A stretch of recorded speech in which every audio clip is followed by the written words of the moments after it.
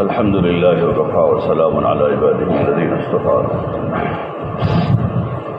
أما بعد فأعوذ بالله من الشيطان الرجيم. بسم الله الرحمن الرحيم.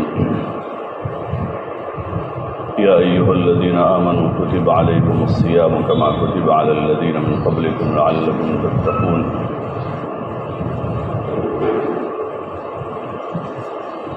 وقال تعالى: يا أيها الذين آمنوا اتقوا الله وقولوا قولا سديدا يصلح لكم أعمالكم ويغفر لكم ذنوبكم ومن يطع الله ورسوله فقد فاز فوزا عظيما. صدق اللہ العظیم. محترم دوست اور بزرگوں، اللہ جل جلالہ وعمن والہ نے انسان کو بہت قیمتی بنایا ہے، اور ہر انسان اس کی نظر میں قیمتی ہے.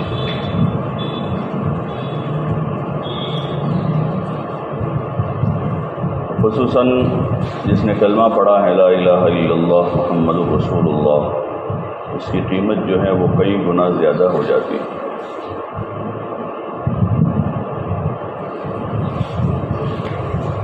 جب تک ایسا ایک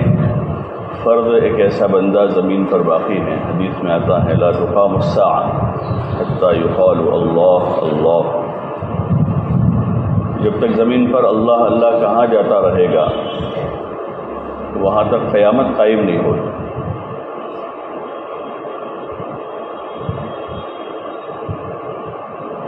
اور نظام دنیا چلتی رہے گی.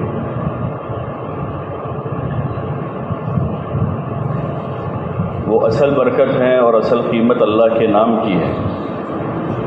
لیکن وہ نام جس سینے میں ہے وہ اس نام کی وجہ سے قیمتی ہے. جیسے اصل قیمت ہوتی ہے چیز کی دنیا میں، 5-10 تولے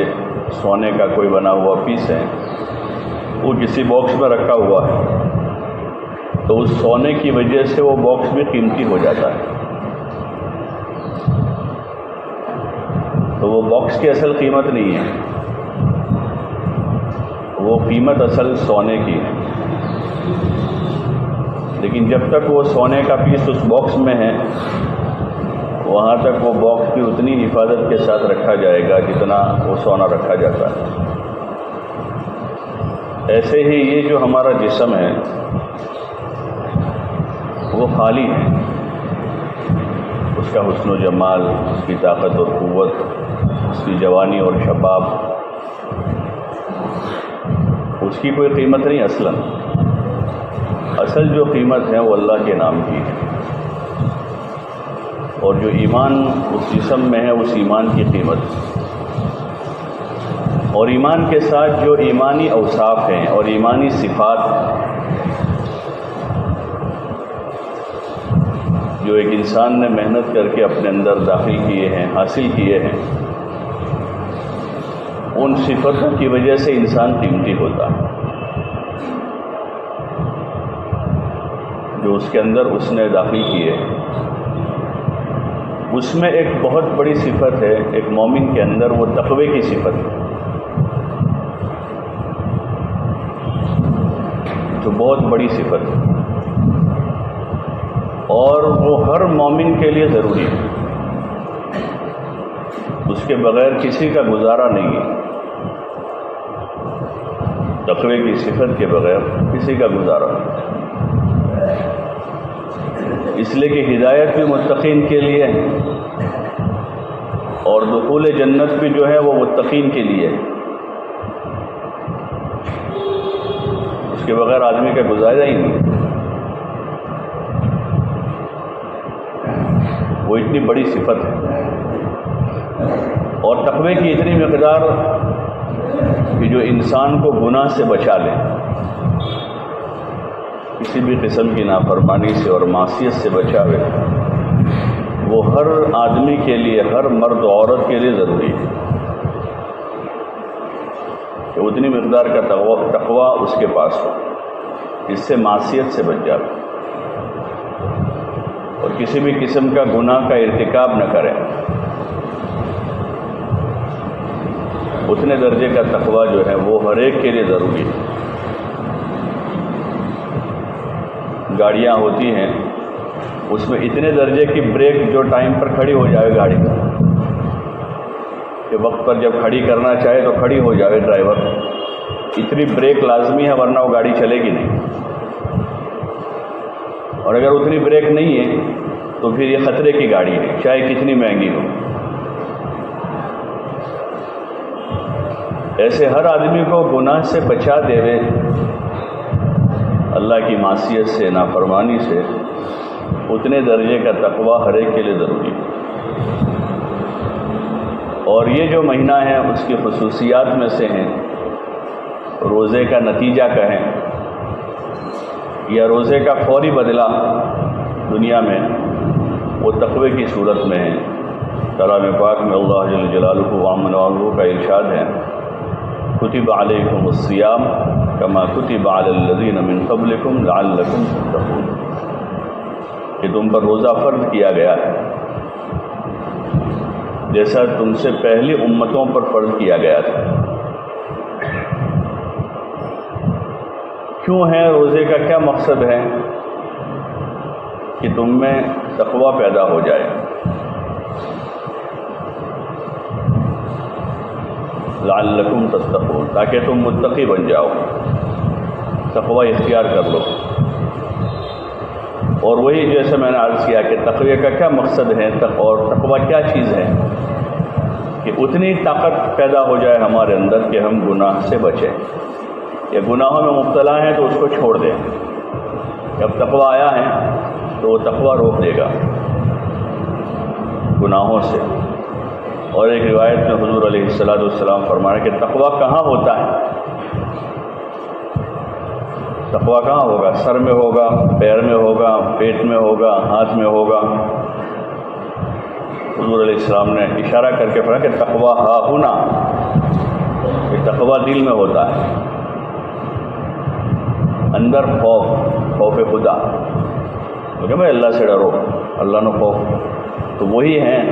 پھر اس کی مقدار ہے، یہ تو معمولی درجے کا ہے جتنا ہر ایک کے لیے ضروری ہے کہ جو معصیت اور گناہ سے بچا لے۔ اور جتنے بھی قسم کے گناہ ہیں، پھر جتنے بھی قسم کے گناہ ہیں، چاہے وہ ترک عبادت کا گناہ ہو کہ آدمی نماز نہیں پڑھتا ہے گناہ کرتا ہے، یا روزہ نہیں رکھتا ہے گناہ کرتا ہے، مالدار ہونے کے باوجود زکوٰۃ نہیں دیتا اور گناہ کرتا ہے،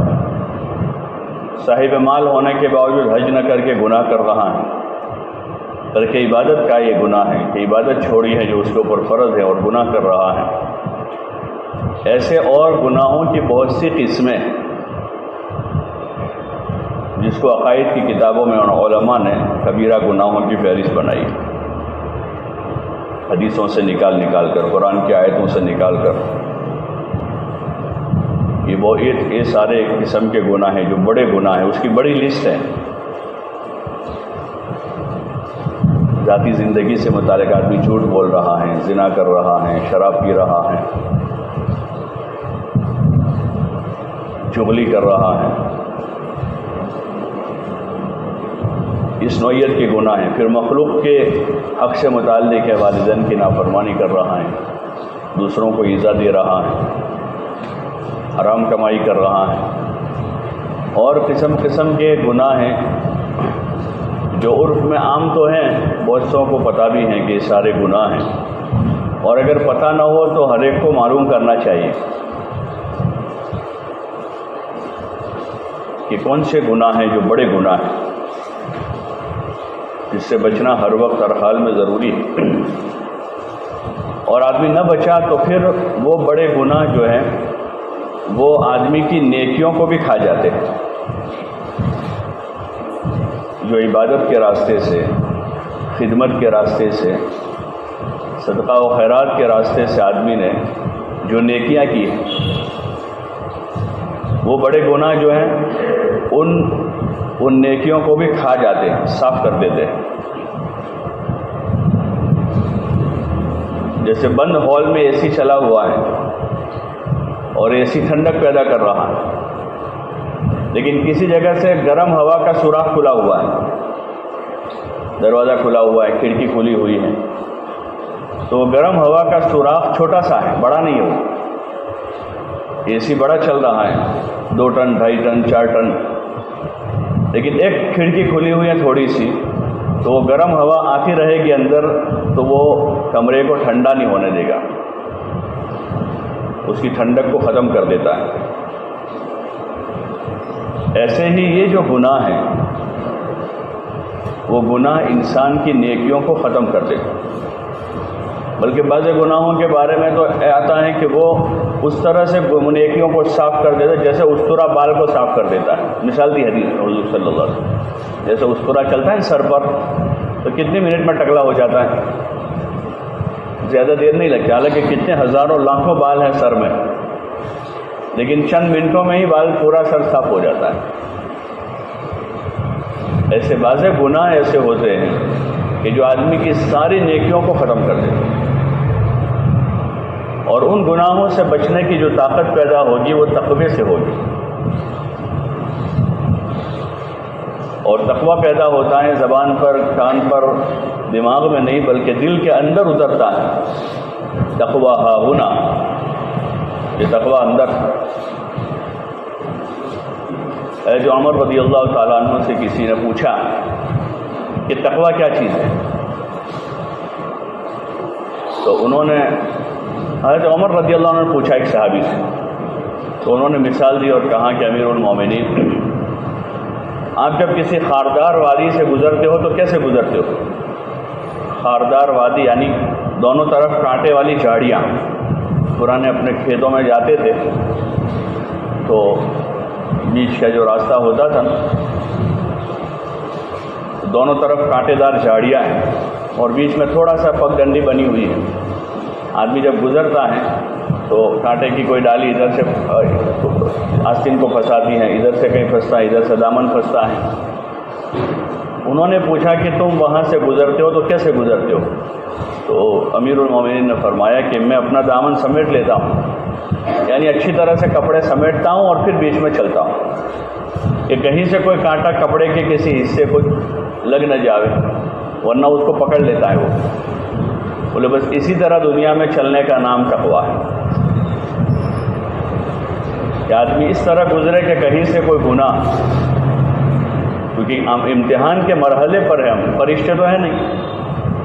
اللہ پاک نے ایک تو فرشتوں کو بنایا ہے کہ ان کی طبیعتوں میں گناہ کا میلان ہی نہیں ہے، ان کو گناہ کی طرف کوئی رغبت ہی نہیں ہے، تو گناہ کی طرف جاؤ۔ اور ایک انسان بنایا ہے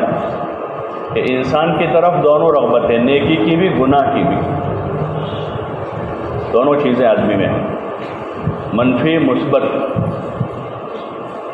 نیگیٹو پازیٹو، دونوں وائر ہیں، اور دنیا میں چھوڑا ہے اور پیچھے شیطان کو بھی لگایا ہے اور اس کو مہلت دی ہے قیامت تک۔ اللہ پاک اس نے مہلت مانگی تو اللہ نے مہلت دے دی اسے، اور پھر ہر انسان کے ساتھ ایک نفس بھی لگایا ہے، جس نفس کے بارے میں حضور علیہ السلام کا ارشاد ہے کہ انسان کا سب سے بڑا دشمن وہ نفس ہے، اور ان سب سے چوکنا کیا ہے، یہ نہیں کہ ان سب کو لگا دیا اور پتہ نہیں ہم کو۔ شیطان کو بھی چھوڑا ہے، نفس بھی لگایا ہے اور بندے کو پتہ نہیں ہے، بلکہ ان کے حقائق سے آگاہ کیا کہ یہ شیطان ہے۔ ان الشیطان لکم عدو مبین، یہ تمہارا کھلا ہوا دشمن ہے۔ اور نفس کے بارے میں حضور علیہ السلام نے فرمایا کہ تمہارا سب سے بڑا دشمن وہ ہے، سب سے بڑا دشمن، اس لیے کہ شیطان سے پہلے کوئی شیطان نہیں تھا۔ ایک بزرگ سے کسی نے پوچھا کہ حضرت یہ شیطان کو کس نے شیطان بنا دیا؟ وہ تو عبادت گزار تھا، معروف ہے، تو اس نے بڑی عبادت کی ہے۔ تو انہوں نے فرمایا کہ اس کے نفس نے اس کو شیطان بنا دیا، تو وہ نفس لگا ہوا ہے، لیکن اللہ پاک نے آگاہ کیا ہے اور آزمائشی مراحل کی خبر دی ہے کہ آپ یہاں آزمائشی مرحلوں میں ہیں، دنیا میں عیش کرنے کے لیے نہیں آئے ہیں، بلکہ آزمائش کے طور پر ہو، بطور عیش نہیں ہے۔ حضور نے فرمایا لا عیش الا عیش الاخرہ، اللہم لا عیش الا عیش الاخرہ، کہ راحت اور آرام کی زندگی تو آخرت کی زندگی، یہاں تو آدمی کو بچ بچاؤ کے نکلنا ہے، گزرگاہ بچ بچاؤ کے نکل جاوے، اور ہر وقت اس کا ٹینشن رہے آدمی کو، اس ٹینشن میں رہے آدمی کہ کوئی گناہ صادر نہ ہو جاوے، کوئی معصیت نہ ہو جاوے، ورنہ اس کا وبال بہت بڑا ہے، اور جیسے میں نے عرض کیا کہ وہ اندر ہی اندر جو ہے بہت بھاری نقصان پہنچانے والی چیز ہے گناہ، کہ بعض مرتبہ وہ بڑی بڑی نیکیوں کو کھا جاتا ہے۔ جیسے کینسر کا مرض ہے نا، تو جسم کے بڑے بڑے اعضاء کو کھا جاتا ہے، بڑے بڑے اعضاء، پیٹ کے اندر کے جو یعنی بنیادی سسٹم ہے پورا، وہ پورا سسٹم فیل کر دیتا ہے۔ ایک چھوٹا سا کینسر کا وہ ابتدا ہوئی تو 1 مہینہ 2 مہینے گزرے، 3 مہینے گزرے کہ پورا پیٹ اندر خالی ہو چکا ہے،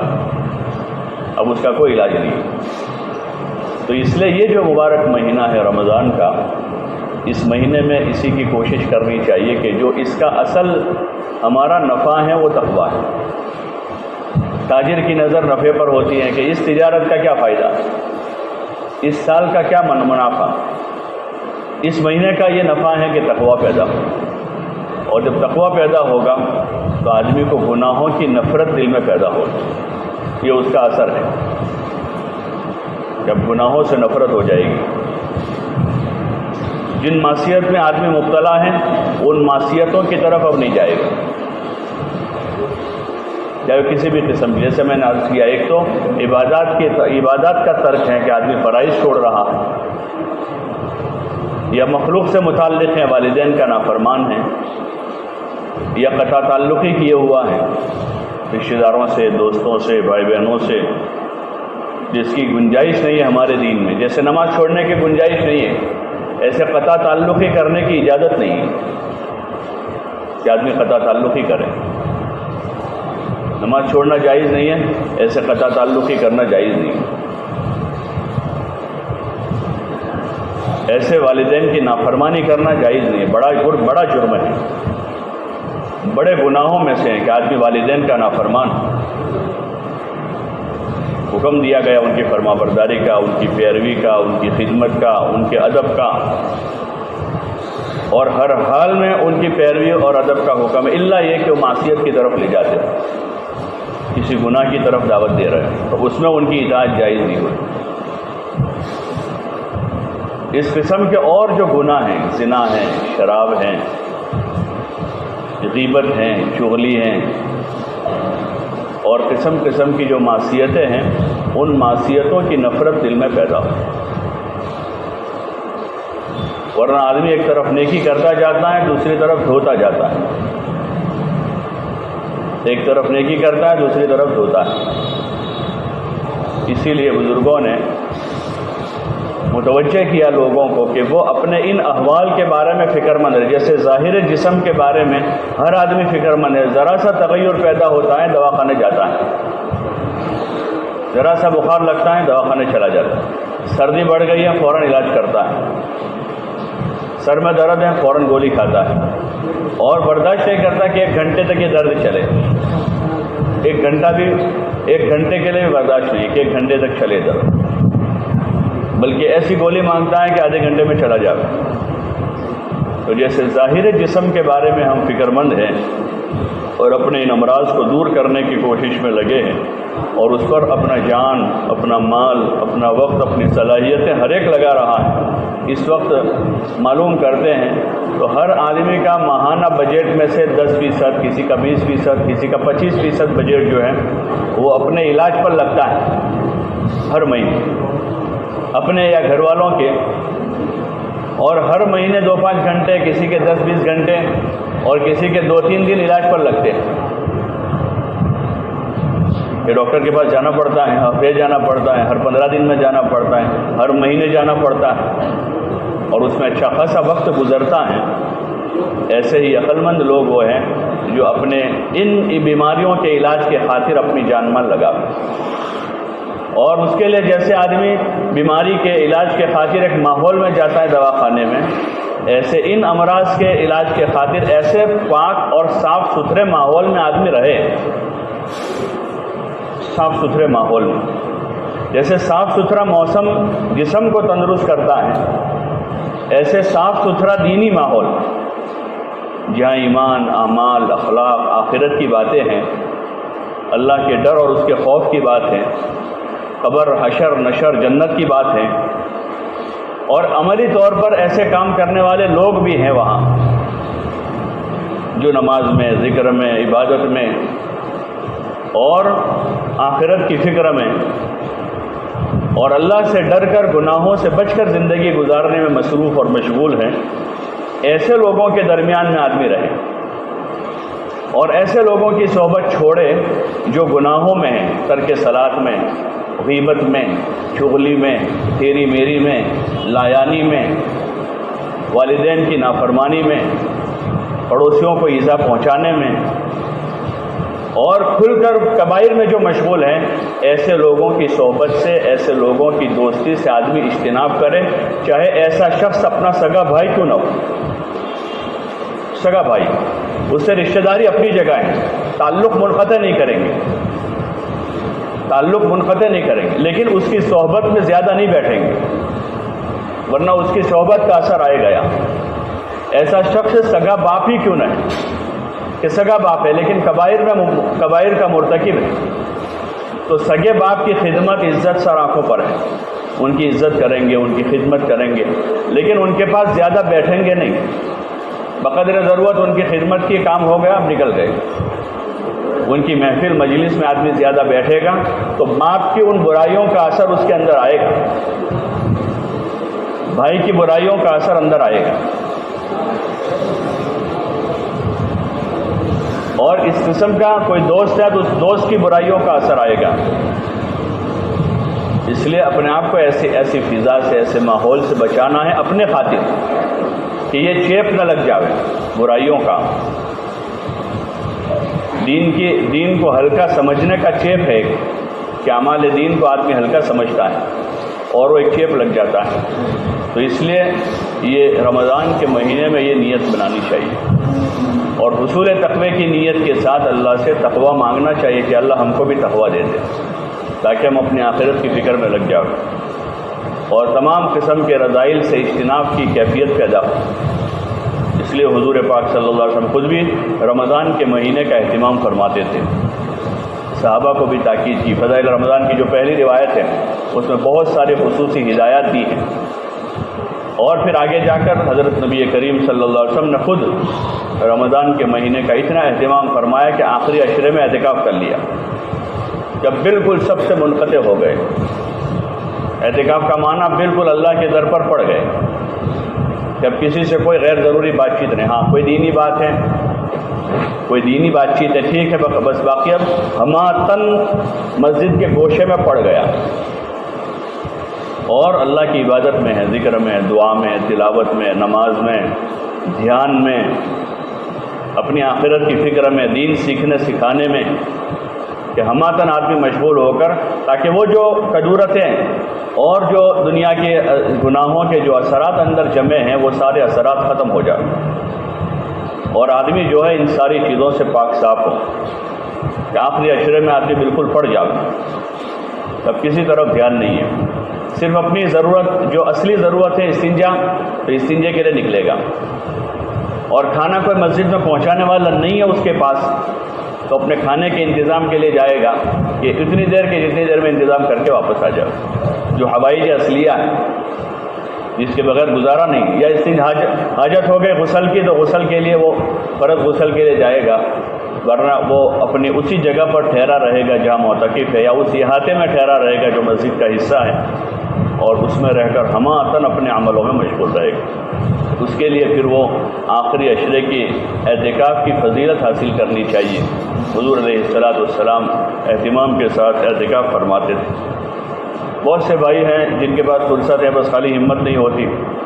یا وہ یہ سمجھتے ہیں کہ اعتکاف جو ہے بہت مشکل کام ہے، بہت زیادہ بھاری ہے۔ اتنا مشکل بھی نہیں ہے، اس کے کچھ اس کے شرائط ہیں، کچھ اس کے اندر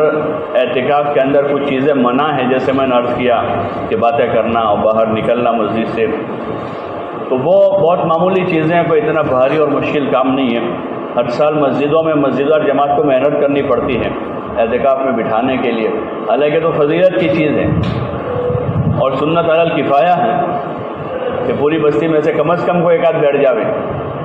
تو کفایہ کے طور پر ہمیں اعتکاف نہیں کروانا ہے، بلکہ فضیلت کے طور پر اعتکاف کرنا ہے کہ ہم کو یہ فضیلت ملے اعتکاف کی، اور اس کے منافع مجھے ملے، جو اعتکاف کے نفع ہو مجھے حاصل ہو، اعتکاف کی جو فضیلتیں ہیں وہ مجھے حاصل ہو، اس نیت کے ساتھ اعتکاف کی نیت کرنی چاہیے۔ اب آج تو کون سا ہو گیا؟ 15 روزہ ہو گیا، ابھی 5 دن باقی ہیں، 20 رمضان کی شام سے اعتکاف ہوگا، تو ابھی سے ہی نیت کرنی چاہیے اور اس فضیلت کو حاصل کرنی چاہیے۔ جنہوں نے نہیں کیا کم از کم زندگی میں ایک بار تو یہ سنت ادا کر لیں، حضور صلی اللہ علیہ وسلم کی اتباع میں کہ آپ صلی اللہ علیہ وسلم بیٹھتے تھے تو ہم بھی بیٹھیں، اور پھر اس کے جو مسائل ہیں وہ علماء سے معلوم کریں کہ اعتکاف کے کیا مسائل ہیں۔ کوئی زیادہ مشکل نہیں ہے، لیکن چونکہ طبیعتیں آزاد ہیں اس لیے وہ مشکل لگتی ہیں۔ جس دن ہم اپنی طبیعت کو باندھ دیں گے تھوڑا سا تو پھر اور نیت کر لیں گے کہ اعتکاف کرنا ہے، تو پھر اعتکاف بہت آسان عمل ہے اور بہت بڑا عمل ہے۔ شب قدر کی تلاش میں حضور صلی اللہ علیہ وسلم آخری عشرے کو ٹھہر جاتے تھے، جس کی فضیلت جو ہے 1000 راتوں کے برابر ہے۔ لیلۃ القدر خیر من 1000 شہر، ایک رات جو ہے اس کی فضیلت، اس کی عبادت کی 1000 راتوں کی عبادت کے برابر، تو اتنی بڑی فضیلت کو نہیں چھوڑنا چاہیے۔ اللہ توفیق سے ہر سال کرنا چاہیے، اور اگر ہر سال کی ہمت نہیں ہو رہی ہے تو اس سال ایک مرتبہ اس نیت سے شروع کرنا چاہیے کہ لاؤ بھائی کم از کم اس سال ابھی تک نہیں موقع ملا ہے تو اس سال ایک بار اعتکاف کر لیں، اور اس نیت سے مسجد میں ٹھہرنا چاہیے، اور پھر اس اعتکاف کو بھی صحیح بنانا چاہیے کہ اس اعتکاف کو اب خالص اللہ کی رضا کا ذریعہ بناوے، اور جو اس کے ممنوعات ہیں ان ممنوعات سے اجتناب کر کے یکسوئی کے ساتھ اس کی صحیح شکل کے ساتھ اعتکاف کو قائم کرنا چاہیے۔ اللہ پاک عمل کی توفیق عطا فرمائے۔